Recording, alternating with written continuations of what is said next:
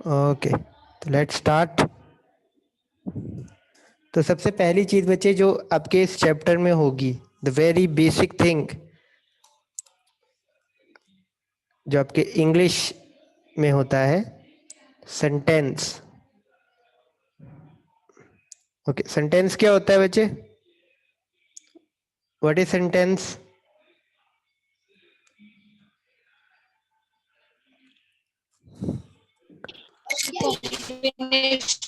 Combination of words and tense. बिल्कुल, combination of words, meaningful words, और combination of words in a meaningful way, या combination of sensibly picked words. ठीक है, तो basically words का combination होता है आपका सेंटेंस। तो आपको उसकी एग्जांपल, आपके काफ़ी टाइप्स के सेंटेंस होते हैं। इम्पेरेटिव होते हैं, इंटेरोगेटिव होते हैं, ठीक है, एक्सक्लेमेटरी होते हैं। ठीक है, हाँ जी, हाँ जी, बोलो, दोबारा बोलो बच्चे, I couldn't hear you. Hello student, कुछ बोल रहे थे आप, कुछ पूछ रहे थे? मैं भी शायद बोल रहे थे, शुरू से एक बार बताऊं? रिपीट करवा दो जो आपने अभी करवाया, मेरा लेट कनेक्ट हुआ था। अभी तो बच्चे शुरू भी नहीं किया है, अभी तो सिर्फ सेंटेंस की डेफिनेशन हम देख रहे हैं। ठीक है, ये ऑब्वियसली आपका, हाँ ऑब्वियसली आपका ये अभी स्टार्ट नहीं हुआ है चैप्टर। मैं बेसिकली आपको बता रहा हूँ कि आपको पता होगा सेंटेंस क्या होता है। Sentence is the combination of meaningful words.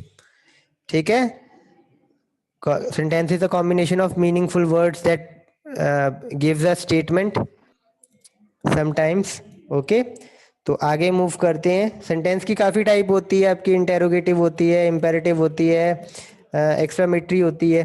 जैसे आप कोई एक्सप्रेशन डिफाइन करते हो, लाइक पॉजिटिव नेगेटिव होती है। ऑब्वियसली नेगेटिव में आपके नॉट आ जाते हैं, ठीक है, पॉजिटिव में आपका नॉट नहीं आता है। एक्सक्लेमेटरी में आपके एक्सक्लेमेशन के साइन के साथ वाले आपके कुछ एक्सप्रेशंस आ जाते हैं, जैसे लाइक ओ माय गॉड, और लाइक अलास, ऐसे वर्ड्स आपके आ जाते हैं एक्सक्लेमेटरी में। और इंटेरोगेटिव में आपके क्वेश्चन आ जाते हैं।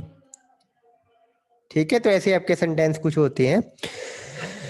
नेक्स्ट हम इंपेरेटिव में आपकी नॉर्मल स्टेटमेंट होती है, like I will go there, I will not go there, I am a student, I am a teacher.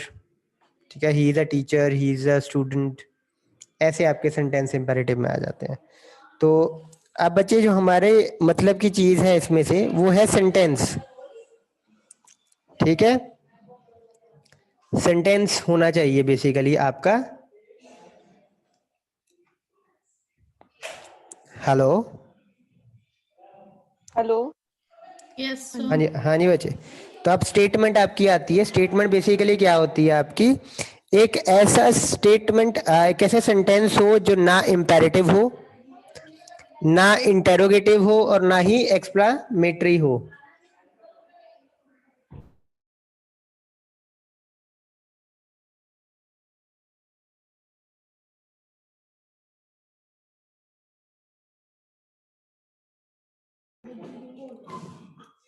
Hello,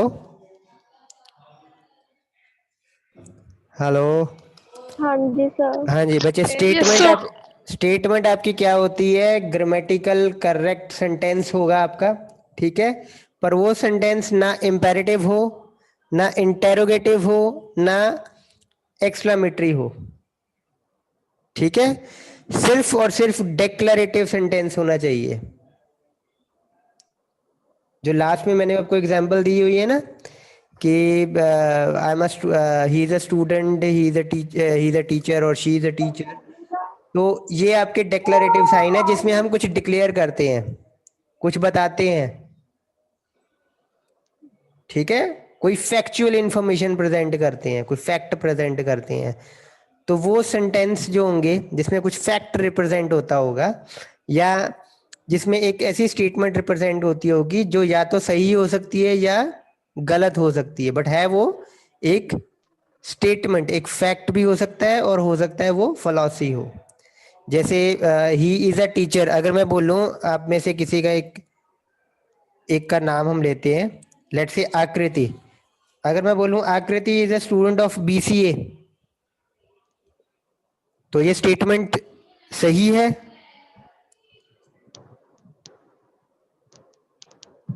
आकृति is a student of BCA.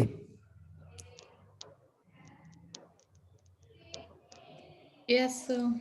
ठीक है, अगर मैं ये बोलूं आकृति is not a student of BCA, yes sir, गलत है statement। ये गलत है, लेकिन लेकिन है ये अभी भी स्टेटमेंट ही। ठीक है, डिक्लेयर कर रहा हूं मैं कुछ डिक्लेयर कर रहा हूं, मैं कुछ बता रहा हूं, वो सही भी हो सकता है और गलत भी हो सकता है। ठीक है, तो जो मेरी डिक्लेरेटिव सेंटेंस होंगे, डिक्लेरेटिव सेंटेंस जिसको मैं ट्रू और फॉल्स कह सकता हूं, वो सेंटेंसेस आपके स्टेटमेंट में आएंगे। ठीक है, उनको हम स्टेटमेंट बोल सकते हैं या प्रोपोजिशन बोल सकते हैं। ठीक है बच्चे, statement, yes sir. Yes sir. Statement और प्रोपोजिशन किनको बोलते हैं? उन सेंटेंसेस को, the sentences that are declarative in nature, ठीक है, with which we can assign a true value or a false value। ठीक है, वी कैन ईदर से कि वो सही है या नहीं है, गलत है। ठीक है, सो इज इट ओके? आपके सेंटेंस सिर्फ डिक्लेरेटिव होने चाहिए जिनके साथ हम ट्रू या फॉल्स एसोसिएट कर सके, उनको क्या बोलेंगे हम? स्टेटमेंट या प्रोपोजिशन। तो बच्चे डेफिनेशन क्लियर है प्रोपोजिशन की? Yes sir. ओके ओके, मेरे को अब मैं कुछ स्टेटमेंट्स बोलता हूँ, तो आप में से कोई भी एक पहले अपना नाम बोलना और फिर अपना आंसर देना, और मैं आपको कुछ एग्जांपल देता हूँ और आपने आपने मेरे को बताना है ये स्टेटमेंट है या नहीं है। ठीक है, तो फर्स्ट स्टेटमेंट है gold is liquid, gold is available in liquid state, gold is available in liquid state. ये स्टेटमेंट है बच्चे कि नहीं? So Bhavna, roll number 209402. Sir, it is a statement. हाँ, ये स्टेटमेंट है क्योंकि इसमें बोला गया है गोल्ड लिक्विड स्टेट में अवेलेबल होता है, तो ये हो सकता है ट्रू भी हो सकता है फॉल्स भी हो। मैंने कुछ डिक्लेयर किया है, आई हैव सेड समथिंग जो डिक्लेरेटिव फॉर्म में है। ओके, अब मैं सेकंड बोलता हूँ। अगर मैं ये स्टेटमेंट बोलूँ 3 + 7 इज नॉट इक्वल टू 10, तो ये स्टेटमेंट है कि नहीं है? Yes, sir, this is a statement. See statement. Yes, this is a statement. चाहे ऑब्वियसली ये फॉल्स स्टेटमेंट है, पर है तो ये स्टेटमेंट ही। किया है। डिक्लेयर तो किया है ना हमने कि 3 और 7 जमा Yes. करेंगे तो 10 के बराबर नहीं आएगा। ओके, अगर मैं बोलूं where are you going, Not a statement. It is not a statement. No this statement. Is not a statement. क्यों दिस इज तुमने नॉट अ स्टेटमेंट? डिक्लेयर नहीं किया। ये आपका The sign क्वेश्चन of आ गए, ये interrogation. आपके क्वेश्चन आ गए, इंटेरोगेटिव सेंटेंस आ गया, डिक्लेयर कुछ नहीं किया, तो इसलिए ये स्टेटमेंट नहीं है। ओके, ये स्टेटमेंट है गो देयर।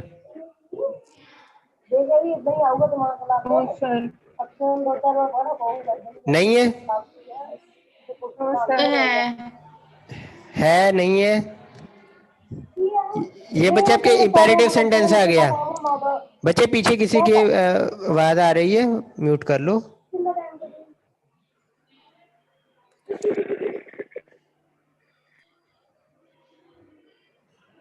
ओके, ये स्टेटमेंट है बच्चे कि नहीं है? अब गो देयर ये स्टेटमेंट नहीं है बच्चे, क्योंकि इसके साथ कोई ट्रू या फॉल्स वैल्यू हम एसोसिएट कर नहीं सकते हैं। Go there is just go there. ठीक है, तो ये इंपेरेटिव सेंटेंस है एक, कोई कमांड दी जा रही है इसमें, है ना, कुछ करने को कहा जा रहा है, तो वो तो स्टेटमेंट हो नहीं सकती है आपकी। आपने इसमें कुछ डिक्लेयर नहीं किया, यहाँ इसमें आप सिर्फ कमांड कर रहे हो, तो कमांड ट्रू या फॉल्स तो हो नहीं सकती है।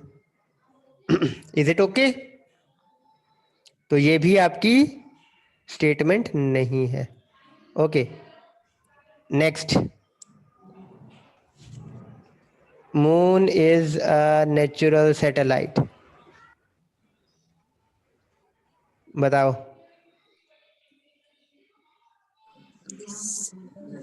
This is a statement. Yes, statement statement है. ये स्टेटमेंट है, ठीक है, obviously true Yes, sir. Statement है ये। तो बच्चे आपको क्लियर हो गया स्टेटमेंट अब क्या होगी? Yes, sir. Sir. ठीक है, एक आपका ना कोई क्वेश्चन, अगर कोई क्वेश्चन आ जाता है तो वो भी स्टेटमेंट नहीं है, अगर कोई कमांड या इंपेरेटिव सेंटेंस आ जाता है वो भी क्वेश्चन नहीं है, वो भी स्टेटमेंट नहीं है। और अगर ऐसे आ जाता है लाइक दिस,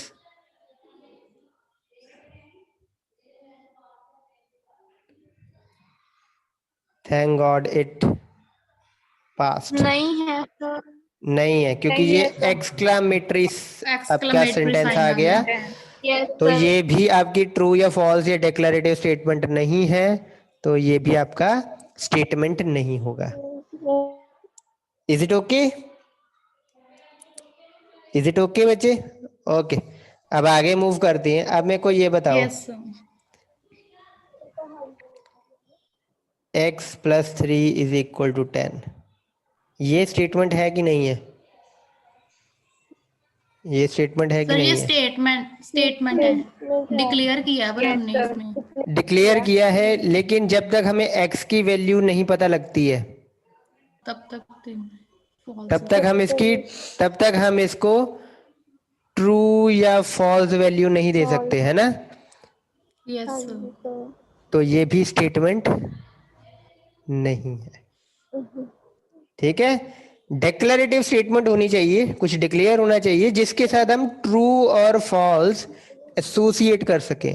अगर मैं बोल दूं x + 3 = 10 फॉर x = 7, तो अब ये डिक्लेरेटिव स्टेटमेंट है जिसके साथ हम ट्रू या फॉल्स एसोसिएट कर सकते हैं, तो अब ये स्टेटमेंट बन गई, ठीक है।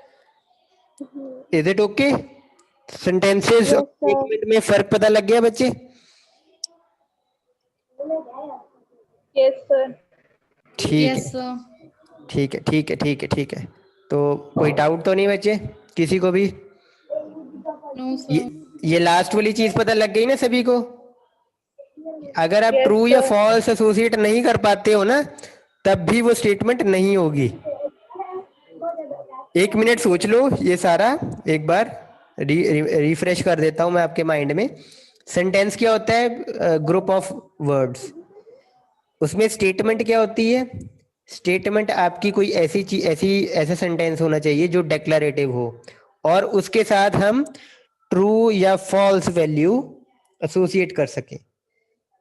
स्टेटमेंट में आपके इंपेरेटिव सेंटेंस नहीं आएंगे जिसमें कमांड होती है, आपके इंटेरोगेटिव क्वेश्चन वाले सेंटेंसेस भी नहीं आएंगे, आपके एक्सक्लामेटरी वाले साइन वाले भी आपके सेंटेंसेस नहीं आएंगे, ठीक है। और ऐसी डिक्लेरेटिव स्टेटमेंट्स, डिक्लेरेटिव सेंटेंसेस भी नहीं आएंगे जिसमें वेरिएबल्स हों, ठीक है। जैसे ये एक्स है, इसमें अब इसमें एक्स तो वेरिएबल है, जब तक एक्स को वैल्यू नहीं देंगे तब तक ये स्टेटमेंट नहीं बनेगी।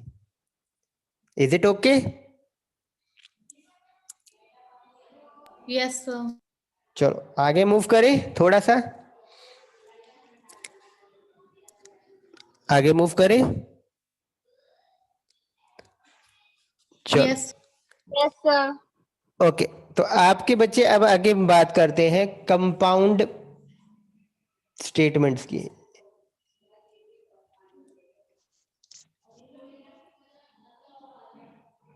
ठीक है, अभी तक तो हमने सिंगल स्टेटमेंट की है, अब हम कंपाउंड स्टेटमेंट देखते हैं। तो कंपाउंड स्टेटमेंट क्या होगा आपका? कंपाउंड वर्ड का मतलब क्या होता है? सर कॉम्प्लेक्स, जो दो कॉम्प्लेक्स सेंटेंस होगा, को मिलकर बने। बिल्कुल। दो और स्टेट जैसे सेंटेंस को मिलके बनता है। And use. बच्चे आपकी एक होती है सिंपल स्टेटमेंट। सिंपल स्टेटमेंट में मैं अगर बोलूं, जैसे मैंने एक आपका भी एग्जांपल दिया था, ये आपकी सिंपल स्टेटमेंट जो मैंने दी थी, लाइक आकृति नाम बोला था मैंने। आकृति is a student of BCA। ठीक है, तो एक ही स्टेटमेंट थी, है ना, एक ही सिंपल स्टेटमेंट थी, आकृति is a student of BCA। तो अब मैं अगर कहूं कि यही स्टेटमेंट को मैं ये कर दूं, आकृति एंड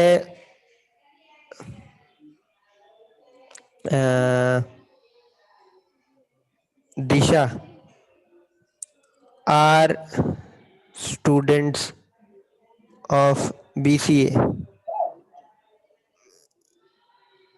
तो एक तरीके से ना ये दो स्टेटमेंट है, Akriti is a student of BCA, Disha is a student of BCA। उन दोनों को मिला के हमने एक कंपाउंड स्टेटमेंट बना दी, Akriti and Disha are students of BCA। तो इस तरीके की स्टेटमेंट को जिसमें आपका एंड आ जाए और आ जाए, इफ देन आ जाए, ठीक है, इफ एंड ओनली इफ आ जाए, ये मैंने आपको वर्ड पहले करवाया है ना, if and only if. Yes sir. अब इस चैप्टर में इसका ठीक मीनिंग हम ढूंढेंगे, अभी पता करेंगे क्या होता है। तो जब आपकी स्टेटमेंट में एंड और इफ एंड ओनली इफ या ऐसे आ जाए, जैसे कि sun is a planet dot एक और statement, sun is a heavenly body. ठीक है, तो ये स्टेटमेंट, तो ये एक स्टेटमेंट और उसके साथ एक और स्टेटमेंट, इन दोनों को मिलके हम क्या बोलेंगे? Compound statement. ठीक है, दो स्टेटमेंट एक साथ लिखा जाना उसको भी कंपाउंड स्टेटमेंट बोलते हैं, क्योंकि इसके बीच में ऑब्वियसली एंड आ गया एक तरीके से। ठीक, या फिर उसमें एंड आ जाए और आ जाए, इफ देन आ जाए, इफ एंड ओनली इफ आ जाए, तब भी हम क्या कहेंगे कि वो कौन सी स्टेटमेंट है? कंपाउंड। लेकिन अगर एक सिंगल स्टेटमेंट है तो हम उसको क्या बोलेंगे? Simple statement. Is it okay? Yes sir. तो आगे करें बच्चे, ये भी बेसिक बेसिक चल रहा है अभी आपका, इसके रिलेटेड कोई क्वेश्चन नहीं है, लेकिन आपका जो माइंड डेवलप करना है इसको, इस चैप्टर को लेके, वो पहले हम डेवलप कर रहे हैं कि आप स्टेटमेंट्स को, इंग्लिश जो सेंटेंसेस आएंगे उसको अच्छे से समझ पाओ। तो वो बेस बना रहा हूं मैं आपका। तो ये समझ आ रहा है ना बच्चे सभी को? Yes sir. ये चैप्टर काफी आसान है, बट ये बेस अगर आपका एक बार माइंड डेवलप हो गया ना इसके रिलेटेड, तो बहुत ही आसान लगेगा आपको। तो आगे मूव करें। Yes sir. ठीक है, तो बच्चे अब जो आपकी कंपाउंड स्टेटमेंट होती है उसमें ऑब्वियसली दो, टू और मोर सिंपल स्टेटमेंट होंगी उसमें, है ना? यही इसकी डेफिनेशन है। कंपाउंड स्टेटमेंट क्या होती है? दैट कंटेन्स टू और मोर सिंपल स्टेटमेंट्स।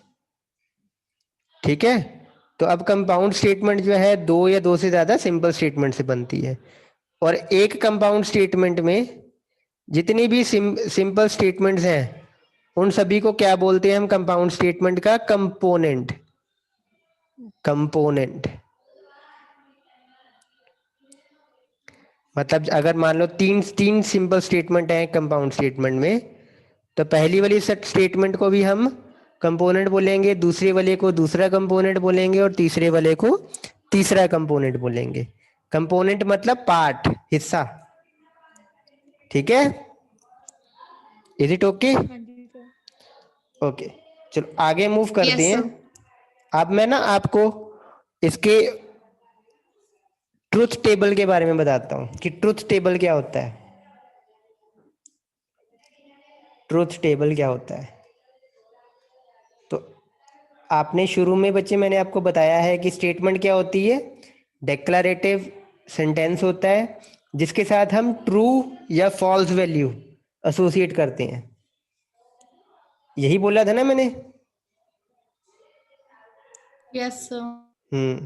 ट्रू या फॉल्स वैल्यू एसोसिएट करते हैं, तो दो वैल्यूज ही आएंगी बच्चे यहाँ पर, या आएगी ट्रू या आएगी फॉल्स।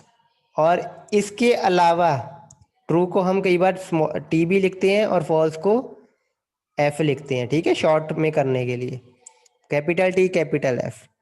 तो इन दोनों वैल्यू को बच्चे बोलते हैं ट्रुथ वैल्यू। ट्रुथ वैल्यू का मतलब ये नहीं है कि ट्रू ही होगा हमेशा, truth value can also be false. जैसे मैंने आपको बहुत सारी स्टेटमेंट बोली, उसमें से कुछ ट्रू भी थी कुछ फॉल्स भी थी, है ना? तो जो ट्रू वैल्यू होगी या फॉल्स वैल्यू होगी, उन दोनों को कंबाइंडली हम क्या बोलेंगे, उस स्टेटमेंट की ट्रुथ वैल्यू। समझ में आया? जैसे मैंने बोला था आकृति is a student of BCA, तो वो उसकी ट्रुथ वैल्यू क्या थी, ट्रू, क्योंकि आकृति है बीसीए की स्टूडेंट, है ना? तो उसकी ट्रुथ वैल्यू अगर स्टेटमेंट की पूछूं, तो अगर वो आपको सही लगती है तो आप ट्रू दोगे, अगर वो आपको गलत लगती है तो आप कहोगे कि वो फॉल्स है उसकी ट्रुथ वैल्यू। यहां तक बच्चे क्लियर है? Yes sir. ओके, अभी मैंने पीछे आपको पिछली स्लाइड में बताया है कि कंपाउंड स्टेटमेंट में क्या होता है। कंपाउंड स्टेटमेंट क्या होती है? It's a combination of two और more simple statement. Sentence. Simple statements. Sentences और स्टेटमेंट बच्चे एक साथ ना यूज करना, सेंटेंसेस अलग चीज है। मैंने आपको पहले स्लाइड में बताया है ना कि सेंटेंसेस जो होंगे वो हो सकता है स्टेटमेंट ना हो, लेकिन स्टेटमेंट जो होगी वो सेंटेंस होंगे ही होंगे, क्योंकि सेंटेंसेस में तो बहुत सारे आ जाते हैं ना, इंपेरेटिव भी आ जाता है, क्वेश्चन वाले भी आ जाते हैं, इंटेरोगेटिव भी आ जाता है, इंपेरेटिव भी आ जाता है, एक्सक्लामेटरी भी आ जाते हैं सेंटेंस, डिक्लेरेटिव भी आ जाते हैं, लेकिन स्टेटमेंट में सिर्फ डिक्लेरेटिव आते हैं जिनके साथ हम ट्रुथ वैल्यू एसोसिएट कर सके।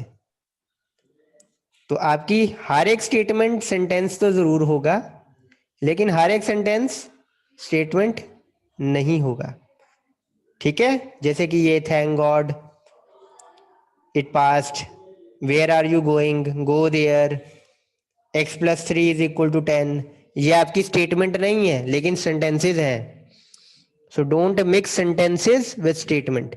और इस चैप्टर में हम सिर्फ स्टेटमेंट पे फोकस करेंगे, ठीक है? क्वेश्चन जितने भी आएंगे आपको स्टेटमेंट दी होगी। Is it okay? Yes sir. Yes, sir. तो आगे मूव करते हैं। अब मैंने बोला है कंपाउंड स्टेटमेंट क्या होता है, दो या दो से ज्यादा सिंपल स्टेटमेंट का कॉम्बिनेशन होता है। अगर बच्चे अब देखो, अगर आपकी कोई स्टेटमेंट है, कंपाउंड स्टेटमेंट है एक,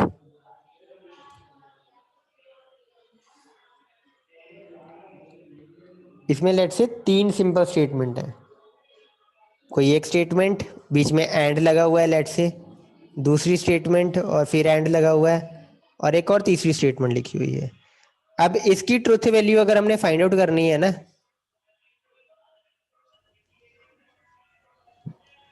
तो हमें इसकी ट्रुथ वैल्यू पता होनी चाहिए पहले, इसकी भी ट्रुथ वैल्यू पता होनी चाहिए और इसकी भी ट्रुथ वैल्यू पता होनी चाहिए, तभी हम बता सकते हैं ना कि इस स्टेटमेंट की ट्रुथ वैल्यू क्या आएगी, क्योंकि इसकी ट्रुथ वैल्यू किस पे डिपेंड करती है, इसके कंपोनेंट्स पे डिपेंड करती है।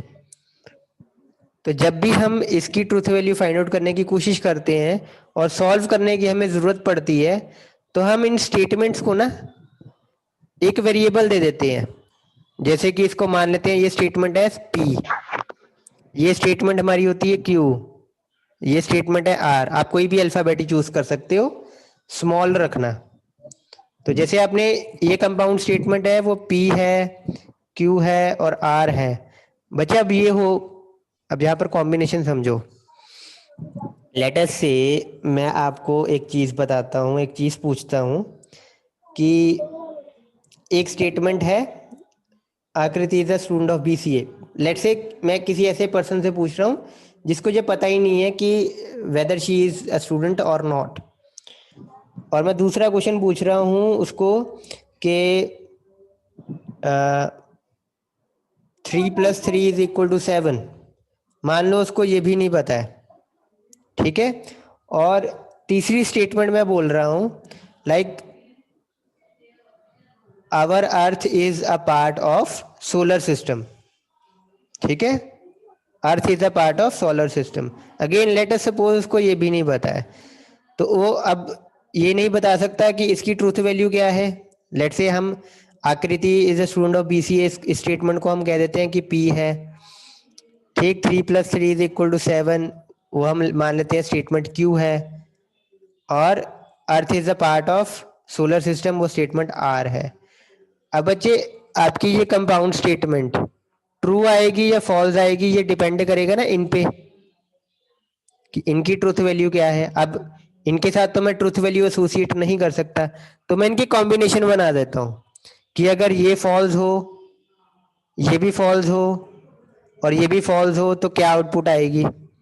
फिर मैं कह देता हूँ कि एक ट्रू हो, ये वाली ट्रू हो, ये दोनों फॉल्स हो, या ये सेंटर वाली ट्रू हो, ये दोनों फॉल्स हो, तो क्या आ सकती है। या मैं ये कह सकता हूँ कि ये दोनों ट्रू हो और तीसरी वाली फॉल्स हो, या दूसरी तीसरी ट्रू हो और पहली वाली फॉल्स हो, तो क्या आउटपुट आ सकती है। तो ये सारे कॉम्बिनेशन ट्राई आउट करने के लिए ना आपको एक टेबल की जरूरत पड़ती है जिसको बोलते हैं ट्रूथ टेबल। और ट्रूथ टेबल कैसे बनाते हैं ये आपने पहले देखा हुआ है, मैं आपको फिर भी पहले बना के दिखाता हूँ और आप रिकॉल करना ये कहाँ पर आपने देखा था। आप तीनों स्टेटमेंट ऐसे लिखो पी क्यू आर। जो आपका ये वाला कॉलम होगा ना, ये देखो ये 3 है ना, तो 2⁻3 = 8, तो आपकी 8 रोज बनेंगी टोटल। शुरू करना है आपने पहले वाले कॉलम में फॉल्स, फिर ट्रू, फिर false, true, false, true, false और ट्रू लिखना है।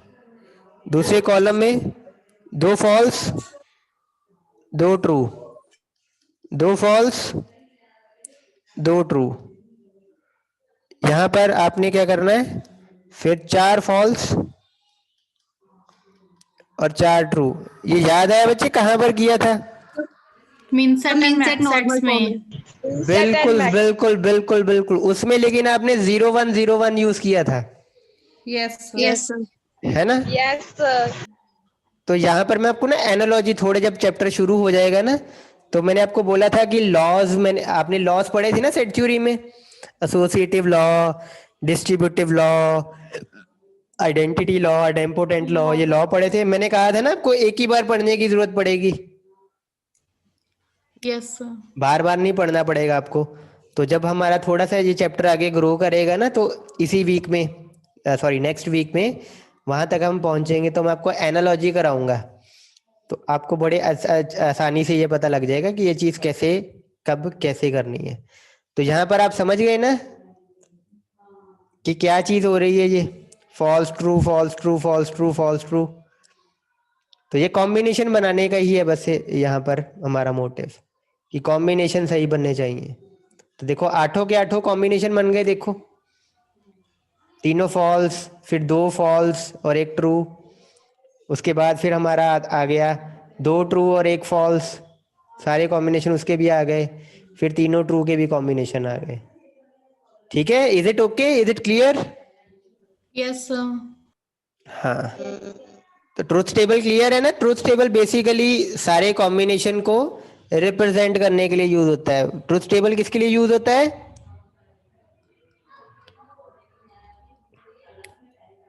Truth table provides us with all the combination of truth value for simple statements. ठीक है ना।